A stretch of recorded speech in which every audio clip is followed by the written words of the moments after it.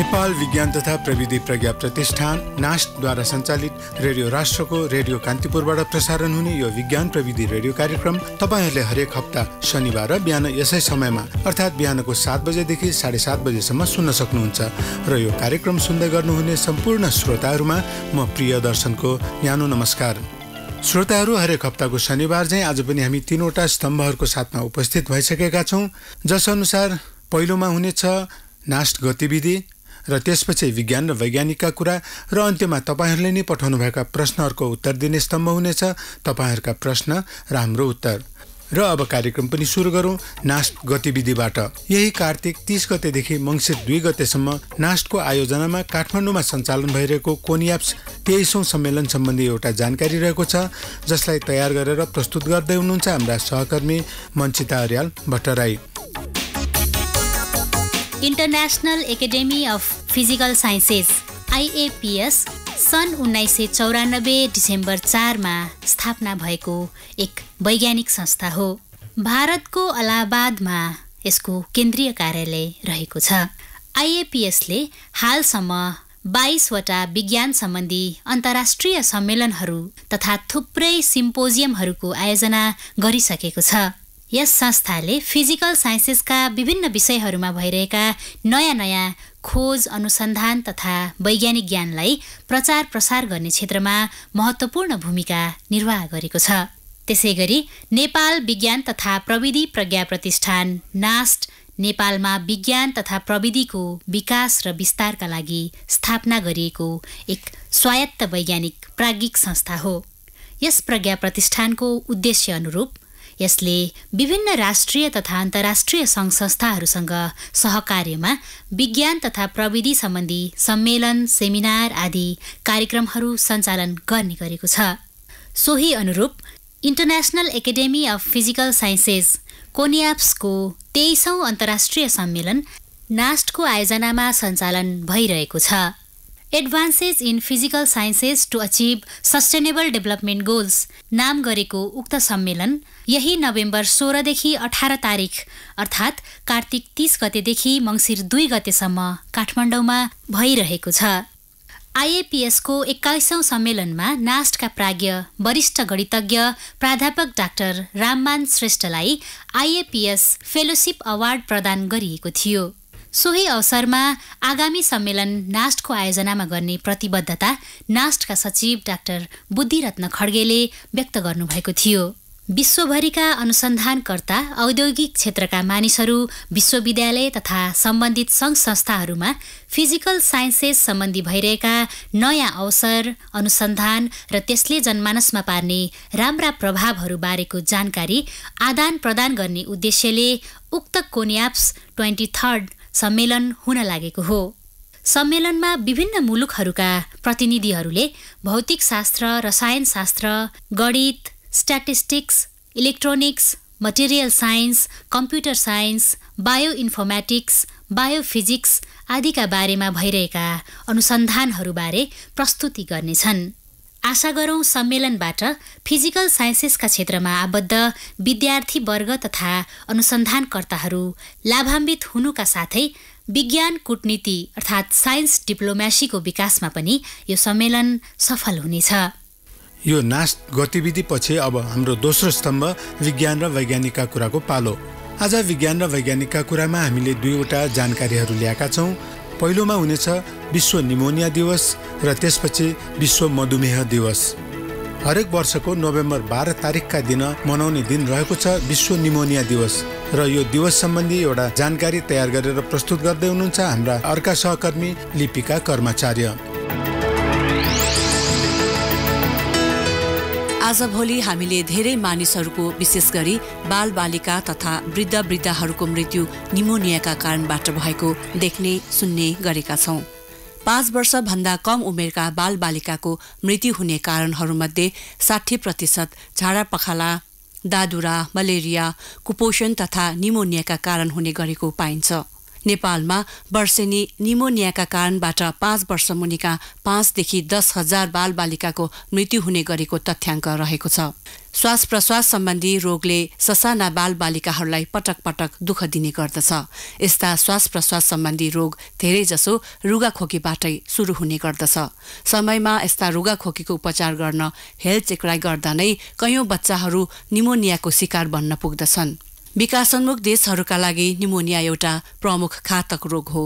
यो रोग जुनसुकै उमेरका मानिसलाई लाग्ने भए तापनि बालबालिकाहरू नै यो रोगको शिकार बढी हुने गरेका छन्। फोक्सोको संक्रमणलाई नै हामी निमोनिया भन्ने गर्दछौं। निमोनिया हुने धेरै कारणहरूमध्ये ब्याक्टेरियाबाट हुने निमोनिया प्रमुख रहेका छन्। ब्याक्टेरियाहरूमा पनि स्ट्रेप्टोकोकस निमोनिया भन्ने संक्रमण बढी भेटिन्छ। निमोनियामा फोक्सोका तन्तुहरू बढी प्रभावित हुन्छन्। ब्याक्टेरिया, भाइरस जस्ता जीवाणुहरू बाहेक मट्टीतेल, पेट्रोल आदि फोक्सो वा श्वास नलीमा पुग्न गएमा हावामा रहेका कीटाणुहरू फोक्सोमा पुग्नाले पनि निमोनिया हुन सक्दछ। निमोनिया जुनसुकै मौसममा लाग्न सक्ने भए तापनि जाडो मौसम यस रोगका जीवाणुहरूको वृद्धिका लागि उपयुक्त हुने हुँदा निमोनियाको प्रभाव जाडोमा बढी देखा पर्ने गरेको पाइन्छ। कुनै कुनै निमोनिया ड्रपलेट इन्फेक्सन अर्थात् बिन्दु संक्रमणबाट अर्थात् रोगीले खोक्दा, थुक्दा, हाच्छ्यु गर्दा र रोगीले प्रयोग गर्ने भाँडाकुँडा, लुगा कपडा आदिबाट पनि सर्न सक्दछ। यस रोगको पहिचान यसका लक्षणहरू हेरेर तथा श्वास प्रश्वासको गतिका आधारमा पनि गर्न सकिन्छ। ससाना बालबालिकामा यदि सास फेर्न गाह्रो भएको, खाना खान छोडेको, कोखा हानेको, सास फेर्दा अस्वाभाविक आवाज आएको तथा छालाको रङ निलो भएको अवस्थामा भने तुरन्त अस्पताल पुर्याउनु पर्दछ। निमोनिया औद्योगिक शहरहरूमा धुलो धुवाँ बढी भएको, सरसफाइको कमी रहेका ठाउँमा देखा पर्ने हुँदा यस्ता कुराहरूमा विशेष ध्यान पुर्याउनु आवश्यक हुन्छ। आजभोलि एन्टिबायोटिक जस्ता औषधिहरूको बढ्दो प्रयोगले गर्दा निमोनिया पहिलेको तुलनामा ढिलो निको हुने र औषधिको मात्रा पनि बढाउनु परेको विशेषज्ञहरू बताउँछन्। केही भाइरस तथा ब्याक्टेरिया जन्य निमोनियाको भ्याक्सिन बनेको भए तापनि यसले सबै प्रकारका निमोनिया निको पार्न सक्दैन। शीत, चिसो मौसमको गडबडी तथा धूम्रपान, मद्यपानले निमोनियालाई झन बढाउने गर्दछ। त्यसकारण बालबालिका तथा वृद्धहरूलाई चिसोबाट बचाउने, श्वास नलीको संक्रमण भएको सुरुको अवस्थाबाट नै घरेलु उपचार सुरु गर्ने, बालबालिकालाई नियमित खोप लगाउने तथा सन्तुलित भोजनको सेवन जस्ता साधारण कुराहरूमा विचार पुर्याएर पनि यस रोगबाट बच्न सकिन्छ। यिनै कुराहरूलाई मध्यनजर गर्दै प्रत्येक वर्षको नोभेम्बर 12 तारिखलाई वर्ल्ड निमोनिया डे अर्थात् विश्व निमोनिया दिवसका रूपमा मनाउने गरिन्छ। युनाइटेड नेसन्स अर्थात् संयुक्त राष्ट्र संघको आह्वानमा सन् 2009 देखि यो दिवस मनाउन थालिएको हो। हरेक वर्ष नयाँ नयाँ नाराका साथ मनाइँदै आएको यो दिवसको नारा यस वर्ष स्टप निमोनिया अर्थात् निमोनियालाई रोकौं भन्ने रहेको छ। त्यसकारण निमोनियाको उपचार शीघ्र र सही औषधिबाट गरेको खण्डमा लाखौं बालबालिकाको ज्यान जोगाउन सकिन्छ। हरेक वर्षको नोभेम्बर 14 तारिकका दिन मनाउने दिन रहेको छ विश्व मधुमेह दिवस र यो दिवस सम्बन्धी एउटा जानकारी तयार गरेर प्रस्तुत गर्दै हुनुहुन्छ हाम्रा सहकर्मी मञ्चिता अर्याल भट्टराई। एनर्जी अर्थात् शक्ति प्रदान गर्नका लागि शरीरका कोषहरूलाई ग्लुकोज अर्थात् चिनीको आवश्यकता पर्दछ। हामीले खाएको खानाबाट यो आवश्यकता पूरा हुन्छ। खाना खाइसकेपछि रगतमा ग्लुकोजको मात्रा बढ्छ। यसको सूचना पाचन प्रणालीको महत्त्वपूर्ण भाग प्याङ्क्रियासका बीटा कोषहरूले पाएर इन्सुलिन हर्मोन निकाल्दछन्। इन्सुलिनले रगतबाट ग्लुकोज लिनका लागि अन्य कोषहरूलाई सूचना दिन्छ। यसरी शरीरका विभिन्न कोषहरूले ग्लुकोजद्वारा शक्ति प्राप्त गर्दछन्। तर यदि इन्सुलिन हर्मोनको मात्रा कम भएमा मानिस मधुमेहको रोगी बन्न पुग्दछ। मधुमेह हुने कारणहरूमध्ये इन्सुलिन हर्मोन शरीरका कोषहरूले निकाल्न र उपयोग गर्न सक्ने र नसक्ने गरी मुख्यतया 2 प्रकारमा विभाजन गरिएको पाइन्छ। पहिलो टाइप 1 जसमा शरीरले इन्सुलिन उत्पादन गर्न सक्दैन। यस्ता मधुमेहका बिरामीलाई इन्सुलिनको आवश्यक मात्रा सुईको माध्यमबाट दिने गरिन्छ। दोस्रो प्रकार वा टाइप 2 डायबिटिजमा भने शरीरभित्र आवश्यक मात्रामा इन्सुलिन उत्पादन हुन्छ तर त्यसलाई शरीरका कोषहरूले उपयोग गर्न सक्दैनन्। यसमा इन्सुलिनले काम गर्ने बाटो अर्थात् इन्सुलिन सिग्नलिङ पाथवे वा चक्र पूरा हुन पाउँदैन। यसको बाटोमा PTP1B प्रोटिन टाइरोसिन फस्फेटेज नामक इन्जाइमले अवरोध उत्पन्न गराइदिन्छ जसले गर्दा उत्पादन भएको इन्सुलिनले काम गर्न सक्दैन। त्यसकारण टाइप 2 डायबिटिज भएका बिरामीलाई चिकित्सकले औषधि दिई इन्सुलिनलाई सुचारू रूपले काम गर्न योग्य बनाइदिन्छन्। कोषहरूमा इन्सुलिन लिने इन्सुलिन रिसेप्टरको नजिकै PTP1B नामक इन्जाइम रहेको हुन्छ। यो इन्जाइम व्यायाम, खानपानमा ध्यान नदिने तथा मोटोपना भएका व्यक्तिहरूमा बढी सक्रिय हुन पुग्दछ, जसले गर्दा ग्लुकोज शरीरका कोषहरूभित्र पस्ने प्रक्रियामा अवरोध उत्पन्न हुन पुग्दछ। परिणाम स्वरूप रगतमा रहेको चिनी रक्तकोषहरूमा नै जम्मा भएर रहन्छ, जसले गर्दा रगतमा ग्लुकोजको मात्रा बढ्न गई हाइपरग्लाइसेमिया वा डायबिटिज 2 हुन जान्छ। त्यसकारण PTP1B नामक इन्जाइमलाई नियन्त्रणमा राख्नका लागि सर्वप्रथम सुविधा सम्पन्न जीवनशैली तथा मोटोपनलाई नियन्त्रण गर्नुपर्दछ। नेपालमा मधुमेहको रोकथाम गर्नका लागि विभिन्न बोट बिरुवा तथा जडीबुटीहरूको प्रयोग गर्ने गरेको पाइन्छ। तर ती जडीबुटीमा पनि मधुमेहलाई फाइदा पुर्याउने यौगिक अर्थात् कम्पाउन्ड मात्र नभई अन्य थुप्रै यौगिकहरू हुन्छन् जुन हाम्रो शरीरका लागि हानिकारक पनि हुन सक्दछन्। त्यसकारण ती वनस्पतिहरूमा रहेको कुन यौगिकले मधुमेह नियन्त्रणमा मद्दत पुर्याउँछ त भन्ने कुराको परीक्षण तथा अनुसन्धान गर्नु आवश्यक देखिन्छ।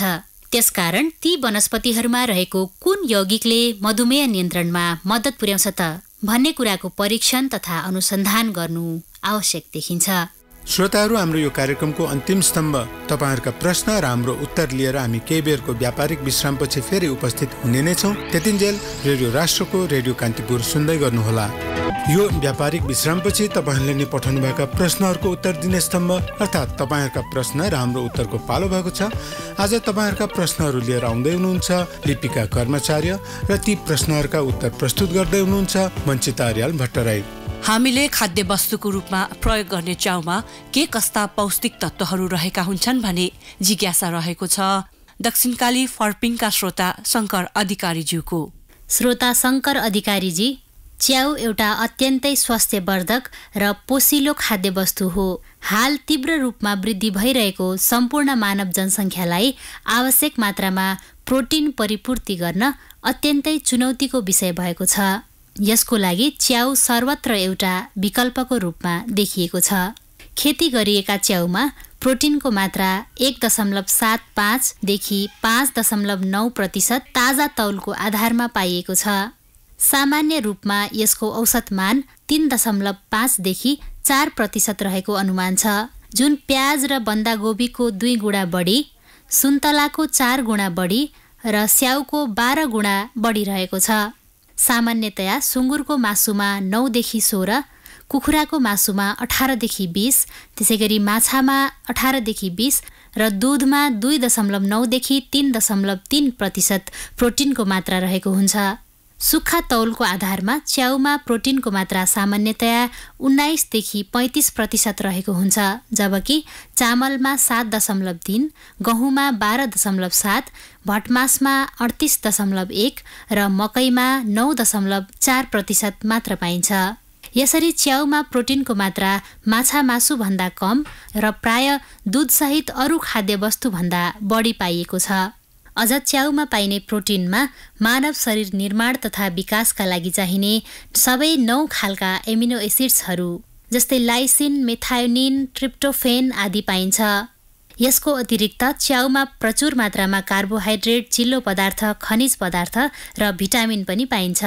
बाली टिप्ने समय र वातावरणीय अवस्था अनुसार ताजा च्याउमा पानीको मात्रा 70 देखि 95% सम्म हुन्छ, जबकि सुकाएको च्याउमा यसको मात्रा करिब 10 देखि 13% हुन्छ।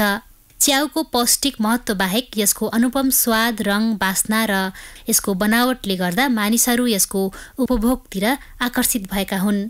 च्याउमा पाइने पौष्टिक तत्त्वहरूमा अनेकौं भिटामिनहरू पनि पर्दछन्। यसमा भिटामिन B1, B2, B12 आदि प्रचुर मात्रामा पाइन्छ। च्याउ विशेष गरी भिटामिन B12 को लागि अत्यन्तै महत्त्वपूर्ण मानिन्छ, जुन अरू तरकारीमा प्राय पाइँदैन। यो शाकाहारीको भोजनसँग प्रत्यक्ष सरोकार राख्ने खाद्य वस्तु हो। त्यसैगरी आजको दोस्रो प्रश्न हामीलाई प्राप्त भएको छ गुलेरिया बाँकीबाट।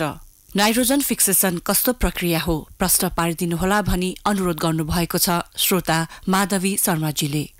माधवी शर्माजी, नाइट्रोजन बोट बिरुवाको लागि अति नै आवश्यक तत्त्व हो। प्रकृतिमा नाइट्रोजन मुख्य गरी ग्यासको रूपमा वायुमण्डलमा पाइन्छ, जसलाई रुख बिरुवाहरूले सजिलै उपयोग गर्न पाउँदैनन्। वायुमण्डलमा पाइने नाइट्रोजनलाई केही सूक्ष्मजीवहरूले माटोसम्म पुर्याउन महत्त्वपूर्ण भूमिका खेल्ने गर्दछन्, जसको फलस्वरूप माटोमा नाइट्रोजनको मात्रा बढ्ने गर्दछ। यो प्रक्रियालाई नै नाइट्रोजन फिक्सेसन भन्ने गरिन्छ। यो कार्यमा विशेष गरी एजोब्याक्टर, एजोस्पिरिलियम, क्लोस्ट्रिडियम जस्ता ब्याक्टेरियाहरू सक्रिय रहेका हुन्छन्। त्यसैगरी नस्टक एनाबेना नामक ब्याक्टेरिया पनि धान खेतमा सोही कार्यमा सक्रिय रहेको पाइन्छ। केही सूक्ष्मजीवले त बोटबिरुवाको जरामा सोझै नाइट्रोजन भित्र्याउने समेत गर्दछन्। यस्ता जीवहरूले बोटबिरुवाको जरामा संक्रमण गरी जराभित्र आफू वृद्धि भई गिर्खाहरू अर्थात् नोडुल्स बनाउँदछन्, जहाँ सोझै नाइट्रोजन भित्रिने गर्दछ। यसरी भित्रिने नाइट्रोजन बोटबिरुवाको विकासको लागि अति नै लाभदायक हुन्छ। यसको महत्त्वपूर्ण उदाहरण हो कोसे बाली जस्तै भटमास, केराउ, सेमी, बोडी आदि। यी बोटबिरुवाहरूको जरामा फरक फरक प्रजातिका राइजोबियम नामक ब्याक्टेरियाले संक्रमण गरी गिर्खाहरू बनाउँदछन्, जहाँबाट सोझै बिरुवामा नाइट्रोजन भित्रिने गर्दछ। त्यस्तै गरी आजको तेस्रो प्रश्न हामीलाई राजा रानी धनकुटाबाट प्राप्त भएको छ र प्रश्नकर्ता हुनुहुन्छ हरिराम सुवेदी र उहाँको जिज्ञासा यस प्रकार छ: काँचो पिडालुले किन कोक्याउँछ? हरिराम सुवेदीजी, काँचो पिडालु छुँदा वा खाँदा चिलाउने वा कोक्याउने कुरा हामी सबैले अनुभव गरेकै कुरा हो। तर पिडालुलाई राम्ररी पकाएर खाने हो भने यसबाट बच्न सकिन्छ। पिडालुमा एक किसिमको साधारण आँखाले देख्न नसकिने मडिभहरू अर्थात् क्रिस्टल हुन्छन्। सूक्ष्मदर्शक यन्त्रले हेरेमा ती मडिभहरू सजिलै देख्न सकिन्छ। ती मडिभहरू तीखा र अत्यन्तै मसिना हुन्छन्। त्यसैले पिडालुलाई राम्ररी नपकाइकन काँचै खायौँ भने ती तीखा मडिभहरूले हाम्रो घाँटीमा घोच्दछन्। यसरी मडिभहरूले घोच्दा हामीलाई कोक्याउँछ। जबसम्म घाँटीमा घोचेर बस्ने ती मडिभहरू गलेर वा हटेर जाँदैनन्, तबसम्म घाँटीमा कोक्याइरहने वा चिलाइरहने नै हुन्छ। तर पिडालुलाई पकाउने हो भने तिनमा भएका सबै मडिभहरू गलेर जान्छन्। अर्को कुरा, पिडालुको परिकार बनाउँदा अमिलो राख्ने चलन त सबैलाई थाहा नै होला। अमिलो चिजले पनि यी मडिभहरूलाई गलाउँछ र घाँटी कोक्याउनबाट बचाउँछ। स्टेम कोष भनेको के हो भन्ने जिज्ञासा रहेको छ श्रोता स्वर्णिमा दुलालजीको चितवन टाँडीबाट। स्वर्णिमा दुलालजी, मानव शरीरमा धेरै प्रकारका कोषहरू हुन्छन् र प्रत्येक तन्तु र अङ्ग विभिन्न प्रकारका कोषहरूले निर्मित भएका हुन्छन्। ती सबै कोषहरूको उत्पत्ति प्रारम्भिक सरल कोषहरूबाट भएको हुन्छ। प्रत्येक जीवको प्रारम्भ गर्भाधान प्रक्रियामा शुक्राणुसँग डिम्बको निषेचन अर्थात् फर्टिलाइजेसनबाट हुन्छ।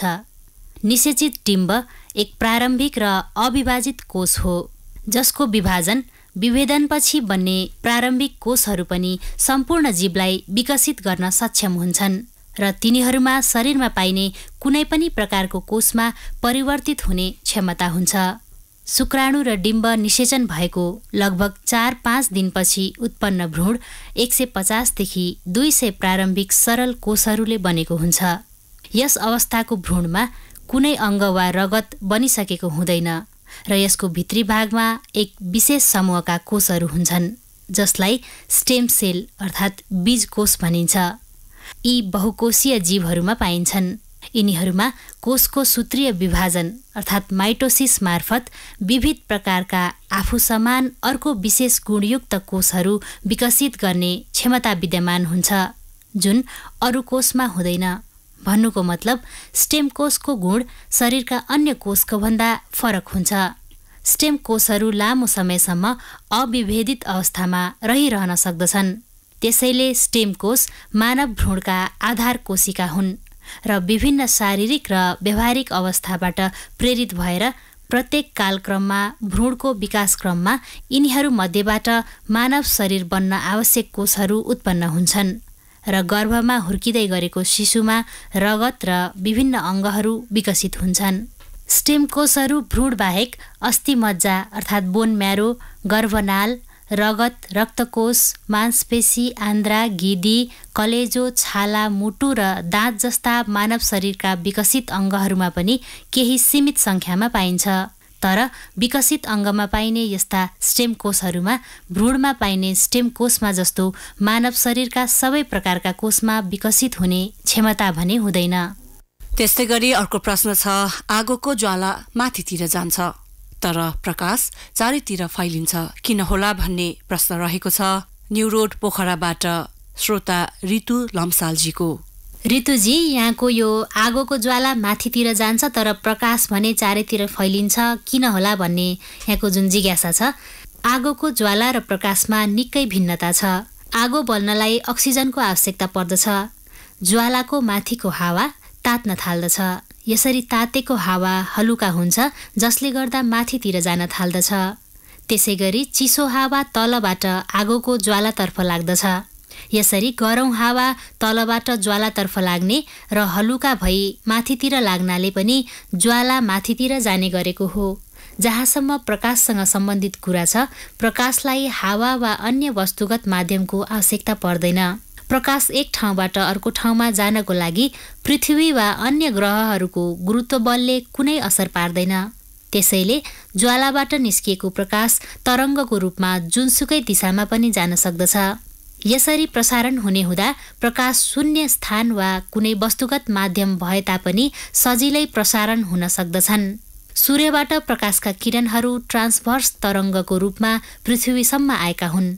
त्यसैले पृथ्वीको गुरुत्वाकर्षण बल नभए पनि पृथ्वीसम्म सूर्यका किरण सजिलै आउन सक्दछन्।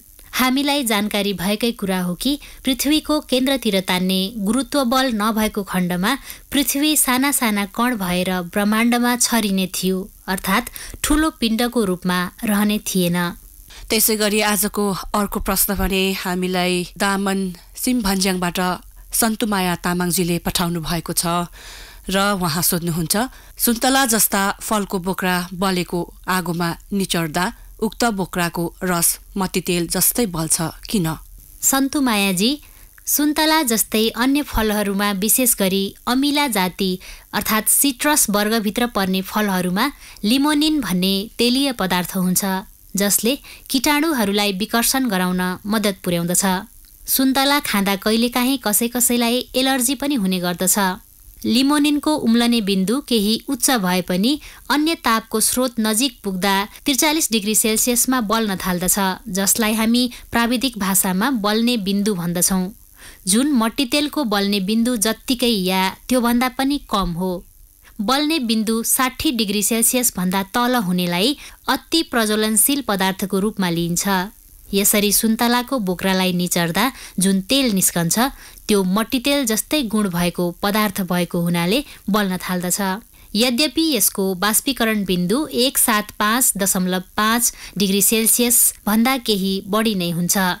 जाडोयाममा प्राय रुखहरूमा पात झरेर नाङ्गो हुने गरेको हामीले देखेकै छौँ र यही सन्दर्भ पारेर होला तोरीबारी इलामका श्रोता गन्धर्व राणा मगरजीले यसैसँग सम्बन्धित प्रश्न पठाउनु भएको रहेछ र उहाँको प्रश्न यस्तो छ, हिउँद वा जाडो समयमा प्राय जस्तो रुखहरूमा पात झर्दछ, यस्तो बेला बिना हरिया पात रुखले कसरी खाना बनाउँछ होला? गन्धर्वजी, यहाँको जिज्ञासाको समाधान यस प्रकार छ। रुखहरू मुख्यतया दुई प्रकारका हुन्छन्, सदाबहार र पतझड। जाडो समयमा पातहरू झरेर जाने रुख पतझड वर्गको हो, जस्तै राजमार्गको छेउतिर लगाइने लहरे पिपल, पैयुँ, फलफुलका बोटहरू आदि। यी रुखहरूका शरीरबाट हिउँदयामतिर पात झर्दछन्। यसको प्रमुख कारण के हो भने हिउँदमा यिनीहरूलाई शरीरको पानी जोगाउनु पर्ने हुन्छ। यहाँलाई थाहै होला, पातले बिरुवाको खाना बनाउन मात्र मद्दत गर्ने होइन कि शरीरको पानीलाई उत्सवेदन क्रियाद्वारा बाहिर फाल्ने पनि गर्दछ। हिउँदमा पानीको खाँचो परिरहेको हुन्छ र शरीरको पानीलाई जोगाइराख्नु पर्दछ। पातहरू झरिदिनाले शरीरमा सञ्चित पानी बाफिएर जाने डर हुँदैन। अब कुरा आउँछ पात नभएपछि बिरुवाको खाना कसरी बन्दछ त? कुरा के हो भने मानिस र जनावरहरूको शरीरमा जस्तै रुख बिरुवामा पनि खाना विभिन्न यौगिकका रूपमा सञ्चित रहेको हुन्छ। आफूलाई चाहिने शक्तिको आपूर्ति बिरुवामा सञ्चित रहेको खाद्य पदार्थबाट हुन्छ। सञ्चित खाद्य पदार्थका रूपमा बिरुवामा खास गरी स्टार्च रहेको हुन्छ। स्टार्च बिरुवाको जरा, बिउ, फल आदिमा प्रशस्त पाइन्छ। पतझडको याममा बिरुवामा फलफुल पनि लागेको हुँदैन। वृद्धिको प्रक्रिया पनि ज्यादै सुस्त हुन्छ। यसकारण त्यस्तो अवस्थामा बिरुवालाई थोरै मात्र शक्ति भए पुग्छ, जसको लागि उसित सञ्चित खाना नै पर्याप्त हुन्छ। आजको अन्तिम प्रश्नलाई भने रोहन दाहालजीले शाही लेक बैतडीबाट पठाउनु भएको छ र प्रश्न यस्तो छ, फुड पोइजनिङ अर्थात् खाना विषाक्त कसरी हुन्छ? रोहनजी, गर्मीको समयमा कुनै पनि खाने वस्तुलाई केही समय बाहिर राखिराख्यो भने बिग्रिएको हामीले देखेका छौँ। यस्तो बिग्रिएको खानेकुरालाई विचार नगरी खायौँ भने हामी बिरामी परिन्छ। यसरी खानेकुरा दूषित वा विषालु भएमा यसलाई विषाक्त खाना अर्थात् फुड पोइजनिङ भनिन्छ। खाना विषालु भयो भने पेट दुख्ने, उल्टी, पखाला, वाकवाकी लाग्ने आदि लक्षणहरू देखा पर्दछन्। विषालु खानामा खानाका सक्कली रङ, स्वाद, बनावटमा समेत केही न केही फरक पाउन सकिन्छ। खानेकुरा मुख्य 3 तरिकाबाट विषाक्त हुन सक्दछ। रासायनिक पदार्थ, जीव जीवात्मा जस्तो किरा, फट्याङ्ग्रा आदिबाट र जीवाणु, विषाणु र ढुसीबाट। यी 3 कुराहरूमध्ये जीवाणुहरूबाट खाना विषालु हुनुलाई प्रमुख मान्न सकिन्छ। कीटाणुहरू हावा, पानी, झिँगा, भाँडा बर्तन, कपडा लगायत आफ्नै हातबाट पनि खानामा सजिलैसँग जीवाणुहरू प्रवेश गर्न सक्दछन्। यसरी खानामा प्रवेश हुने जीवाणुहरूमध्ये उदाहरणको लागि क्लोस्ट्रिडियम बोटुलिनमलाई लिन सकिन्छ। यो जीवाणु ब्यासिलस समूहमा पर्दछ। यस्ता जीवाणु खानेकुरामा प्रवेश गरिसकेपछि आफ्नो जीवन प्रक्रिया सञ्चालन गर्ने सिलसिलामा एउटा मृत विष पैदा गर्दछन्, जुन प्राणघातक हुन्छ। सामान्यतया विषालु खाना खाएको 18 देखि 38 घण्टाभित्रमा लक्षणहरू देखिन्छन्। यसरी पैदा भएको विषले केन्द्रीय स्नायु प्रणालीमा असर गरी निल्न, देख्न, बोल्न आदि कठिन गराउँदछ। अन्त्यमा बिरामी सिकिस्त भई 1 देखि 8 दिनभित्रमा उसको श्वास प्रश्वास प्रणाली बन्द भई मृत्यु समेत हुन सक्दछ।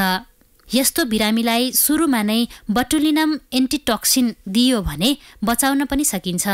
क्लोस्ट्रिडियम बोटुलिनम खास गरी माटो, सामुद्रिक हिलो र तालका तटहरूमा पाइन्छ।